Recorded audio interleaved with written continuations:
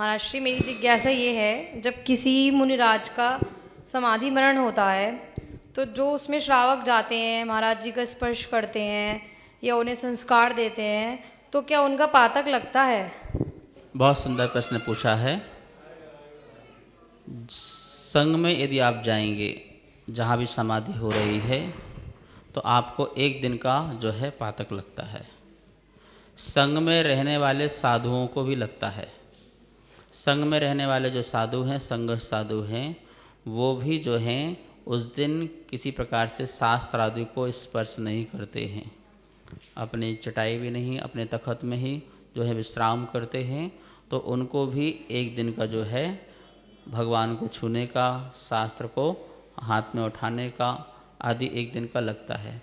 यदि आप भी जाते हैं तो आपको भी लगेगा, क्योंकि जब किसी का मरण होता है तो आत्मा निकलते ही उस शरीर से ऐसे बहुत सारी वर्गणाएँ निकलती हैं जिस वर्गणाओं से हमारे जीवन में असर पड़ता है। ठीक है ना। तो हमें मुनिराज स्नान भी करते हैं। क्या करते हैं? मुनिराज क्या करते हैं? स्नान करते हैं। तुम्हारे जैसे स्नान नहीं करते, पर तुम्हारे जैसे बाल्टी भर भर के स्नान नहीं करते हैं। कमंडल से मस्तक पे डालते हैं जल, और जब तक जल कहाँ ना आ जाए, पैरों के नीचे तक ना आ जाए, तब तक वो जल डालते जाते हैं। जैसे जल पैर तक आ गया तो उनका ये स्नान पूर्वक उनकी शुद्धि होती है। मंत्र स्नान तो है ही है, जल स्नान से भी अपनी शुद्धि करते हैं एक दिन के बाद।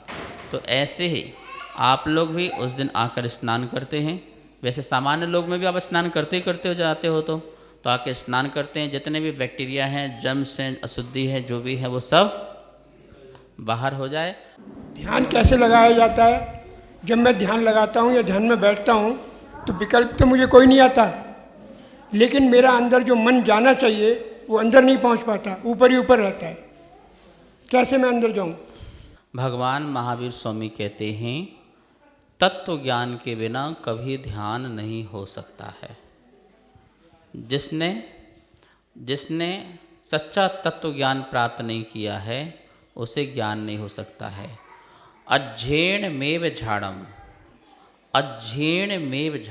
अध्ययन ही ध्यान है। पर कौन सा अध्ययन? सम्यक ज्ञान का, तत्व ज्ञान का। जिसको तत्व का निर्णय हो जाए वही ध्यान कर सकता है। जो मात्र रिलैक्स होना चाहता है वो कुछ क्षण के लिए रिलैक्स हो सकता है। श्वास ऊपर करो, नीचे करो, श्वास को देखो, थोड़ा सा रिलैक्स हो जाओ, थोड़ा सा एक्सरसाइज कराया, फिर शांत हो जाओ, ओम का उच्चारण करो। ये सब अवलंबन है, पर ये तुम्हें शांति देंगे क्षण भर के लिए। तुम चलते हुए भी ध्यान कर सको, ऐसा ध्यान भी होना चाहिए ना। तुम बैठे हो तो ध्यान, चलते हो तो ध्यान, खाते हो तो ध्यान। वो कैसे? निराकुलता से। और निराकुलता कब आती है? जब आपको तत्व का ज्ञान होता है।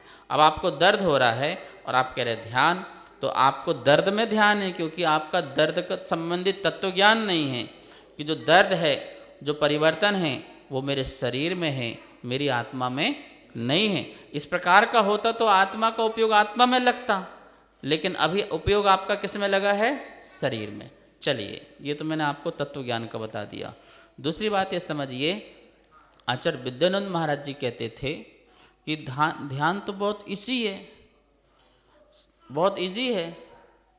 बोले ध्यान के बिना तो कुछ होता ही नहीं है।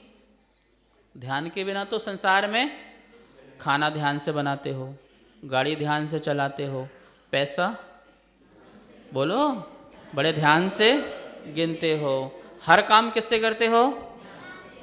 पूजा ध्यान से कर लो, हो गया ध्यान। अभिषेक ध्यान से कर लो, हो गया ध्यान। जाप ध्यान से कर लो।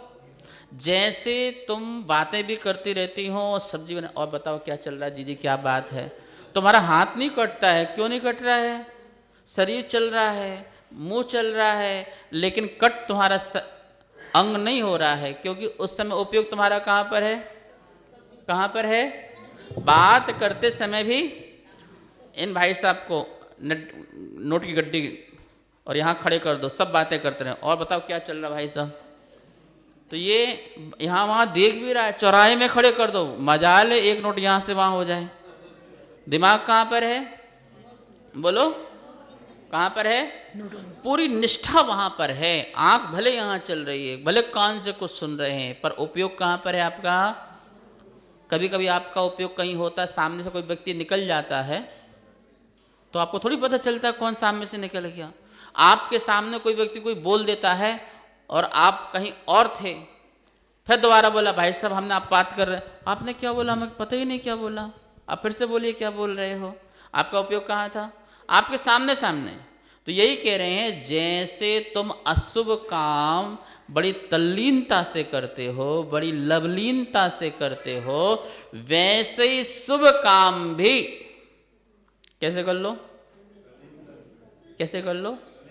तल्लीनता से कर लो। जाप के समय जाप में डूब जाओ, अभिषेक के समय अभिषेक में डूब जाओ, स्वाध्याय के समय स्वाध्याय में डूब जाओ, और ध्यान के समय आत्मा के समय बस हो गया ध्यान।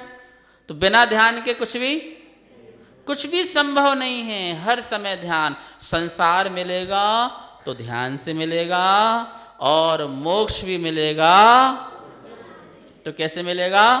ध्यान से मिलेगा। बस इतना अंतर है, हम संसार में अज्ञानी बनकर के लीन होते हैं, और हम जब शुभ काम या शुद्ध काम करते हैं तो ज्ञानी बन के करते हैं। जब ज्ञानी बन के करते हैं तो हमारा मन आत्मा टिकता है। समझ में आया ना? एक बात और समझो, आचार्य विद्यानंद महाराज जी के पास गए एक व्यक्ति, अशोक जी, बोले महाराज जी मेरा मन शांत नहीं हो रहा है, माला में मन नहीं लगता है। बोले अच्छा। बोले ये समस्या तो मेरी भी थी, ये समस्या तो मेरी भी थी। तो मेरे गुरु ने बताया कि ये समस्या तो ऐसे सॉल्व होगी। तो मैं महाराज जी बन गया, अभी भी पूरा शांत नहीं हुआ है। एक काम करो, तुम भी एक कदम बढ़ाओ,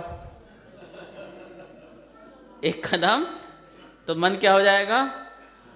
और एक बात उन्होंने और कही थी, 108 माला का जो दाना है, 108 दाने की जो माला है, बोले यदि 108 दाने में मन लग गया ना तो माला यहीं, शरीर यहीं, आत्मा सिद्धालय पहुंच जाएगी।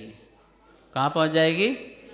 3-4 दाने में भी मन लग जाए तो तुम्हारा बहुत बड़ा पुरुषार्थ है। 3-4 दाने में भी तुम्हारा मन टिक जाए तो समझना आपने अनंत पुरुषार्थ किया है अपने आप को बचाने का। ठीक है ना? तो इस प्रकार से आप ध्यान से बड़ी लवलीनता के साथ कीजिए, आपका ध्यान मन अवश्य शांत होगा। दीक्षा का भाव हो तो बता देना। कार्यक्रम अगमधारा के पुण्यार्जक थे श्री दिगंबर जैन मंदिर, लोधी कॉलोनी, दिल्ली।